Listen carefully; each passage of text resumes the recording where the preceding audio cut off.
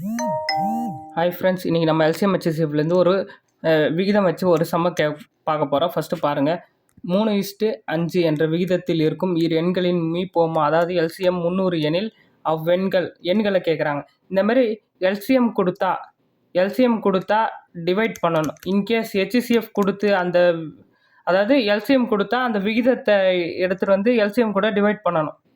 கரெக்டாக LCM divide by விகிதம்னு போட்டு, in case HCF கொடுத்துட்டு அந்த எண்கள் கேட்டாங்கன்னா கொடுத்த அந்த விகிதத்தோட பெருக்கணும், மல்டிபிள் பண்ணணும். ஓகேங்களா? இப்போ பாருங்கள், அந்த எண்கள் இப்போ 300 இருக்கா, 300 ஃபஸ்ட்டு என்ன விகிதம் இருக்குது, 3 இருக்குது. டிவைட் பை 3னா 100. கரெக்டாக? ஏன்னா ஒரு 3 ஒரு நம்பர் கிடைச்சது. அடுத்தது வேறு என்ன இருக்குது, 5 இருக்குது. அதே 300 5ஆல் டிவைட் பண்ணுங்கள். 5 5 5 6 5 30, மீதி என்ன இருக்கும், 60. அப்போது 100,60 எங்கே இருக்குது, ஆப்ஷன் சி தான் ஆன்சர். ஓகேங்களா? இன்கேஸ் ஹெச்சிஎஃப் கொடுத்துருந்தா இது கூட மல்டிப்ளை பண்ணணும், எல்சிஎம் கொடுத்தா டிவைட் பண்ணணும். ஓகேங்களா? இதை நல்லா ஞாபகம் வச்சுக்கோங்க எப்போவுமே. Okay, thank you. உங்களுக்கு எதனா டவுட்னா கமெண்ட் பண்ணுங்கள், நான் உங்களுக்கு கண்டிப்பாக ரிப்ளை பண்ணுறேன்.